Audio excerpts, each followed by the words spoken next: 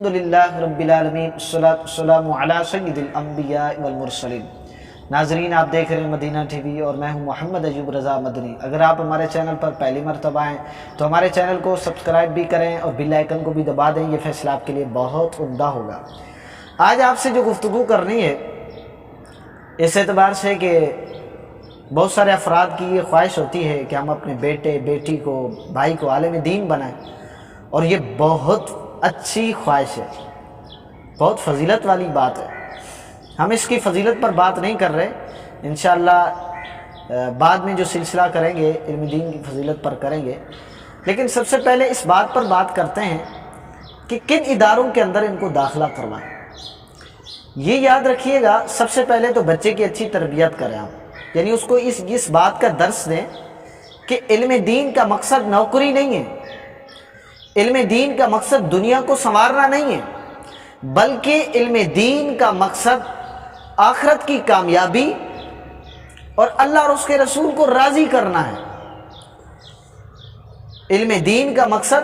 اپنی تربیت کو بہتر بنانا ہے، اپنے کردار کو اچھا بنانا ہے۔ یہ بنیادی طور پر مقاصد اگر رکھیں گے آپ تو انشاءاللہ بچے کا ذہن اچھا رہے گا اور مستقبل میں اچھا عالم دین بن جائے گا۔ لیکن کن اداروں کے اندر داخلہ کروائیں؟ جس ادارے میں محبت رسول کا درس ہو، صحابہ کرام کی محبت کا درس ہو، اہل بیت کی محبت کا درس ہو، اخلاقی تربیت اچھی ہو، تلاوت قرآن کا ذوق ہو، علم کے ساتھ عمل پر بھی ترغیب دی جاتی ہو، یہ بہت ضروری ہے،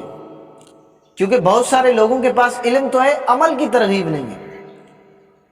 لیکن میں آپ کو ایک مشورتاً عرض کرتا ہوں، اس وقت دعوت اسلامی کے مدنی ماحول میں اہل بیت سے محبت، صحابہ کرام سے محبت یہ بے مثال ہے، اور جو عملی تربیت ہے ان کی آپ دیکھ لیں، یہ تو عام بندے کی تربیت اس انداز میں کرتے ہیں آپ کے، وہ بھی سامنے ہیں، تو جو ان کے ادارے سے بنا ہوا شخص ہے یا جو اس ادارے میں پڑھ رہا ہے، بتاؤ اس کی تربیت کیسی ہوگی؟ تو لہٰذا